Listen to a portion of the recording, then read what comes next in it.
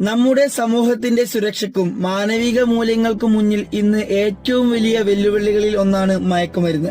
ഏതാനും ദിവസങ്ങൾക്ക് മുന്നേ ആലുവയിൽ 30 വയസ്സുകാരൻ സ്വന്തം ഉമ്മയെ അതിക്രൂരമായി ബലാത്സംഗം ചെയ്തതും നമ്മൾ കേൾക്കേണ്ടി വന്നു. കൊച്ചിയിൽ 10 വയസ്സുള്ള വിദ്യാർത്ഥിക്ക് MDMA എന്ന മാരകമായ ലഹരി നൽകിയത് 12 വയസ്സുള്ള സ്വന്തം സഹോദരനായിരുന്നു.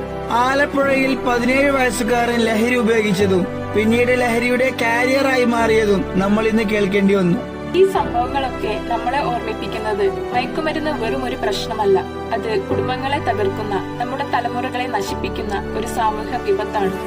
എങ്ങനെയാണ് ഒരു മകന് സ്വന്തം ഉമ്മയെ മറ്റൊരു രീതിയിൽ കാണാൻ കഴിയുന്നത്? സ്കൂൾ പരിസരത്ത് പോലും മയക്കുമരുന്ന് വിൽക്കപ്പെടുന്നു. കുട്ടികളെ ലക്ഷ്യമിട്ടുള്ള ഈ ക്രിമിനൽ വലയങ്ങളെ ഇല്ലാതാക്കേണ്ടത് അത്യാവശ്യമാണ്. പലപ്പോഴും ആദ്യം കൗതുകം കൊണ്ടാണ് അവർ ഉപയോഗിച്ചു തുടങ്ങുന്നത്.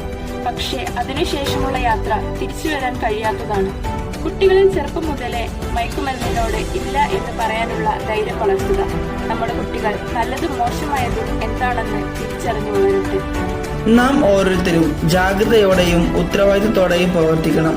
ഇന്നത്തെ കുട്ടികൾ നാളെയുടെ പ്രതീക്ഷകളാണ്. അവർ സുരക്ഷിതരും ശക്തരുമാവാൻ നമ്മളെല്ലാവരും ഒന്നിച്ചു നിൽക്കേണ്ടത് അനിവാര്യമാണ്.